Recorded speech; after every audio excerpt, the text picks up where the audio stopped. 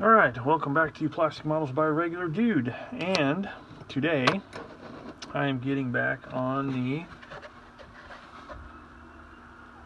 Bu181 by Special Hobby.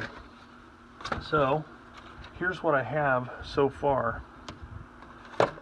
So let's do a quick recap. I've got the fuselage obviously assembled, cockpit assembled.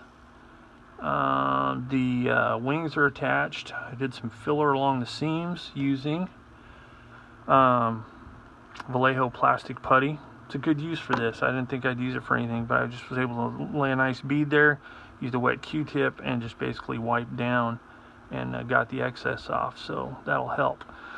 So the next part, I'm working on step 5 here, and I've got the wings on. So now I want to work on prepping this for the exhaust pipes.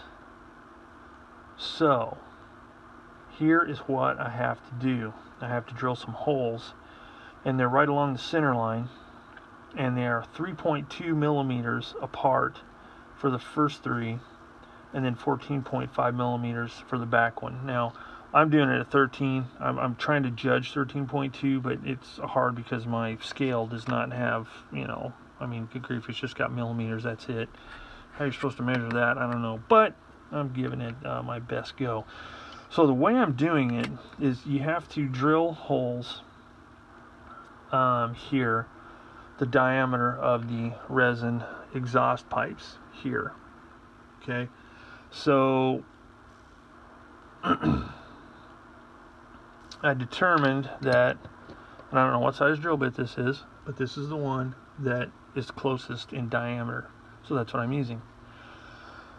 So in order to get them in a straight line, I laid a piece of tape right along the edge, and then I measured each spot, and then since it's a little easier to keep this centered than a drill bit, I used this to make my pilot holes. And what I basically did was I rested it up against the tape and then gave it a spin a few times. Ah man, it's shaking. To get the pilot holes. Okay, that way whenever I use my bit in my pin vise, they're already pre-centered and they won't be all wobbly looking. So once I did that, peel the tape off, discard said tape in the trash receptacle, and then drill the holes. Now it says to drill them 1 millimeter deep, 1 millimeter deep. So I'm going to have to guess at that, because that is not much at all. Okay, so I suppose what I could do is I could wrap a piece of tape, but I'm not going to do that. So just using this, and very lightly,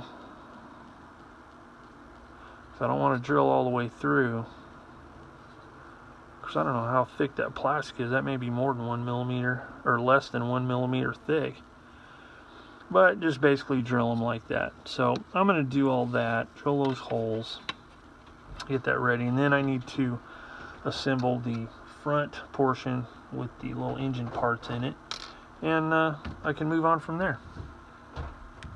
Okay, here's another quick tip if anybody is building this kit. On this resin part here, which is PUR1, it comes off of the block really easily, so there's no problems there. It's easy to sand smooth. Now, one thing I did, and this is purely because I wanted to, on part A13, which is the nose cone part, first of all, what I did is to make sure this was like totally flat. I laid out a piece of sandpaper on the edge of my desk down there, really where it's not this type of material here, it's just a hard desk surface. Laid a piece of somewhat fine sandpaper and put the nose to where it was, you know, sitting flush, and then dragged it a few times until this was all perfectly smooth. So when this part goes on, it sits totally flat. Now another thing I did, because in looking at the artwork, there is a definite seam line around the front. So what I did is taking a sanding stick, I sanded a bevel all around very lightly, just enough to leave a nice seam there, because when it fit on before, there was parts that it would have just disappeared once you put the cement on it. So as for the PUR1, the resin piece, I sanded that flush as well, but then in order to get it to fit properly in here, or to fit as good as it could go, I just sanded this edge down and just left a little bit of material on the top and the bottom, and just kind of worked it a little bit, testing it to where it fits in there nice and flush and smooth. So that's just a quick tip there, if you're building this kit, and something to look for while you're building. And whoops, this is what you end up with. You can see the engine slightly through that hole, and it fits down in there real nicely. So on with the project. Alright, so I've got the cockpit all finished up, landing gear on, propeller on, tail wheel on, so I am ready for primer. I also have the photo etch parts on here, which really are kind of nice, but it's ready for primer. So I will get my airbrush and all that ready and get this thing primered, then it'll be ready for paint. Alright, so the paint and the decals are on. Ouch. And this is all the decals I'm putting on it, because, you know, I'm trying to do the Great Escape one, and it had minimal markings on it, just enough to show that it was supposed to be a German plane. So that's it, that's all you're getting. So next up, I'm going to start putting some weathering on it, because it looks really super bland right now in this dandy gray color. The wheels, I mean, they look just really bland. And a real quick tip on this aircraft is, I don't know if all of Special Hobbies plastic is like this, but it's a really soft kind of plastic. I think parts would bend a long ways before they would actually snap. Some plastics on models can be brittler than other companies, but on this one it's really soft. So you got to be really careful that you let stuff cure up really well, because, for instance, the landing gear struts, those were really, it took them a long time to cure up. So, you know, if you were to set it down, you could risk just the very light weight of the kit would just spread those landing gear struts out. So that's just a quick tip. It's just really soft plastic.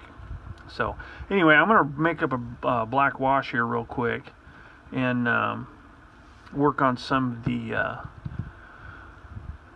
details, and then I'm going to be using the Ultimate Model Products clay washes to do some panel line stuff. So I'm going to get cracking on that, and I think whenever I come back, it's pretty much going to be done, because I'm going to do all that weathering off camera. So as a matter of fact, that's my plan.